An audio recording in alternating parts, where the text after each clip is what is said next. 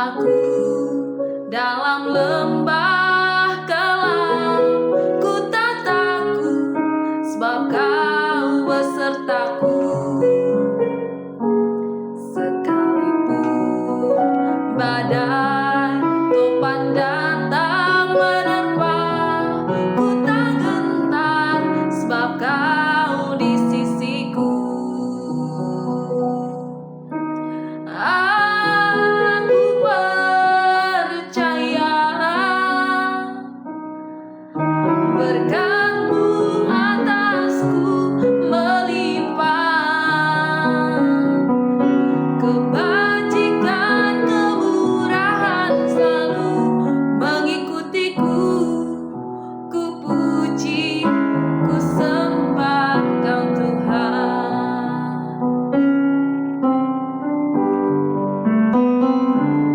Sekalipun aku dalam lembah kelam, ku tak takut, sebab Kau besertaku.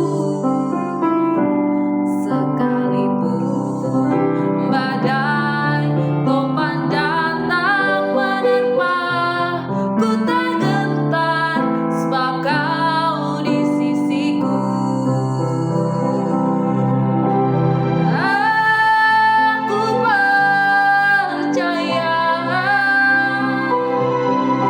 berkat-Mu atasku melimpah, kebajikan kemurahan selalu mengikutiku. Ku puji, ku sembah Kau Tuhan. Aku percaya, aku percaya berkat-Mu atasku melimpah, kebajikan kemurahan selalu mengikutiku. Ku puji, ku sembah Kau Tuhan. Ku puji, ku sembah Kau Tuhan. Oh, ku puji, ku sembah Kau Tuhan.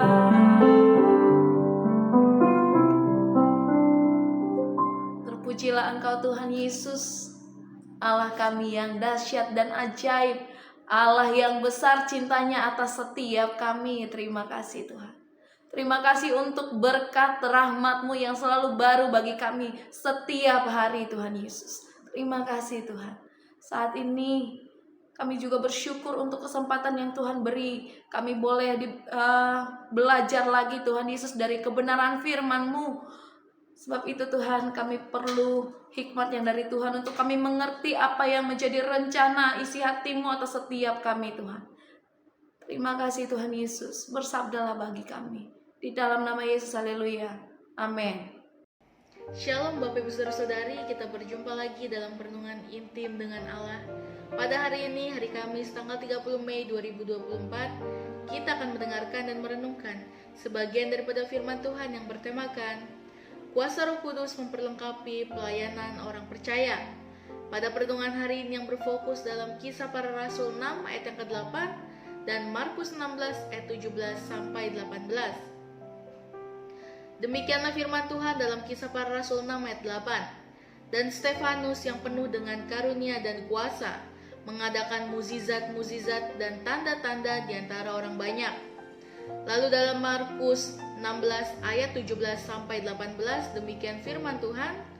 Tanda-tanda ini akan menyertai orang-orang yang percaya. Mereka akan mengusir setan-setan demi namaku.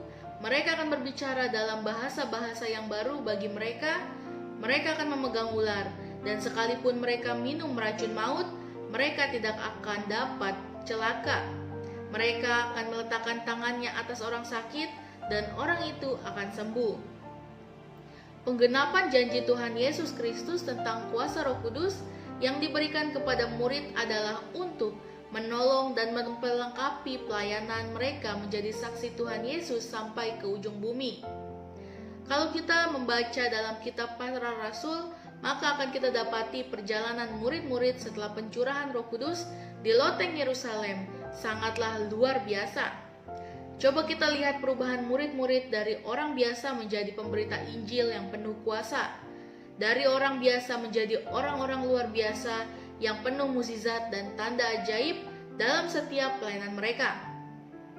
Sekalipun mereka menderita, tapi mereka tetap bangga dan gembira menerima keadaan mereka karena mereka merasa terhormat karena dianiaya oleh sebab Kristus dalam Kisah 5 ayat 41. Seperti halnya Stefanus yang sangat berani bersaksi tentang Kristus, meskipun kematian menjadi konsekuensinya, dia tetap setia sampai mati, yaitu dirajam dengan batu setelah melakukan pembelaan sambil bersaksi di hadapan mahkamah agama dalam Kisah 6 ayat 12 dan Kisah 8 ayat 1. Setelah murid-murid mengalami janji pencurahan Roh Kudus, dengan penuh keberanian mereka memberitakan Injil sehingga 3.000 jiwa percaya kepada Yesus dan memberikan diri mereka dibaptis dalam Kisah 2 ayat 41. Bukan hanya keberanian memberitakan Injil, mereka juga diperlengkapi Allah dengan karunia-karunia rohani untuk melayani dalam 1 Korintus 12 ayat 1 sampai 31. Seperti karunia berkata-kata dengan hikmat, karunia menyembuhkan, karunia membedakan roh, karunia mengadakan mukjizat, dan yang lainnya. Sehingga terjadi banyak mukjizat dan tanda yang menyertai pelayanan mereka. Dan tiap-tiap hari Tuhan menambah jumlah mereka dengan orang yang diselamatkan dalam Kisah 2 ayat 47. Semua itu bisa terjadi apakah karena Petrus, Yohanes, dan para rasul yang lain hebat? Tidak, sebab di dalam kitab Kisah Para Rasul 4 ayat 13 dikatakan, ketika sidang itu melihat keberanian Petrus dan Yohanes dan mengetahui bahwa keduanya orang biasa yang tidak terpelajar, heranlah mereka dan mereka mengenal keduanya sebagai pengikut Yesus. Lihatlah bahwa Petrus dan Yohanes adalah orang biasa dan tidak terpelajar.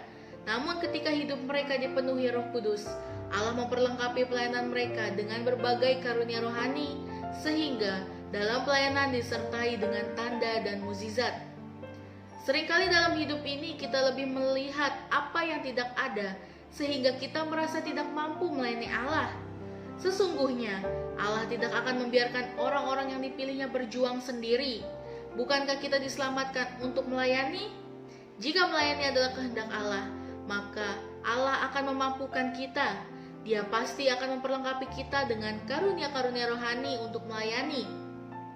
Yang Allah minta hanyalah kesediaan dan ketaatan kita. Selebihnya Allah yang akan memperlengkapi kita. Bukankah Allah berjanji bahwa Dia akan menyertai dan memberi kita kuasa kepada orang pilihannya untuk melaksanakan tugas panggilan yang Tuhan berikan, yaitu untuk melayaninya. Jadi apa hubungannya turunnya Roh Kudus dengan pelayanan orang percaya? Sebelum Yesus disalib, mati, bangkit, dan naik ke surga, Ia berkata kepada murid-muridnya, ketika Roh Kudus turun, Ia akan menyertai kita. Roh Kudus akan menginsafkan dunia akan dosa, kebenaran, dan penghakiman. Dalam Yohanes 16 ayat 8. Kehidupan kekristenan adalah kehidupan yang dipimpin oleh Roh Kudus. Lalu apa hubungan Roh Kudus dengan orang Kristen? Yang pertama, menyinari hati kita sehingga kita sadar dan menyesali dosa kita. Lalu yang kedua, memimpin kita mengenal dan mengakui anugerah, keselamatan dan pengampunan dosa dari Yesus Kristus, serta memperoleh hidup yang kekal. Kuasa Roh menaungi gereja dan orang percaya untuk memberitakan Injil dengan berani. Juga memperlengkapi dan mengutus orang percaya untuk pergi ke seluruh dunia untuk memberitakan Injil itu. Lalu yang ketiga, melaksanakan kebenaran firman Allah. Ketika Roh Kudus dicurahkan kepada para rasul pada hari raya Pentakosta, maka disitulah persekutuan orang-orang percaya, yaitu gereja lahir. Sejak lahirnya sampai saat ini, seiring dengan perkembangan zaman, gereja atau persekutuan orang-orang percaya tetap eksis. Semua karena kuasa Roh Kudus yang sudah dicurahkan di hari Pentakosta. Roh Kudus datang dari Allah atas kehendaknya, bukan karena inisiatif manusia. Dari pengalaman para rasul di hari Pentakosta, kita bisa menyaksikan bahwa Roh Kudus bekerja dalam diri manusia. Termasuk orang sederhana seperti para rasul, mereka diberi karunia untuk bersaksi dan memberitakan Injil, sehingga Injil boleh dikenal sampai saat ini. Yang keempat, menjadikan Yesus Kristus sebagai kepala. Yang kelima, Roh Kudus diam di dalam hati orang percaya untuk mengaruniakan hikmat, kekuatan, kesabaran, kasih, anugerah, dan damai sejahtera. Refleksi kita pada hari ini, biarlah Roh Kudus beserta kita dan menerangi kita, sehingga ketika kita melayani, maka kita melayani dengan penuh kuasa. Amin. Mari sama-sama kita berdoa. Bapa yang baik, terima kasih Tuhan Yesus pada pertemuan hari ini. Biarlah firman ini merema di kehidupan kami, bagaimana kuasa Roh Kudus-Mu memperlengkapi pelayanan kami Tuhan, memperlengkapi setiap hidup kami Tuhan. Terima kasih Tuhan Yesus, biarlah Roh-Mu beserta kita, biarlah Roh-Mu selalu ada bersama dengan kita, untuk menerangi kita dimanapun kita semua berada Tuhan. Terima kasih Tuhan Yesus, di dalam nama Tuhan Yesus, haleluya, amin. Salam sejahtera, Tuhan Yesus memberkati. Shalom.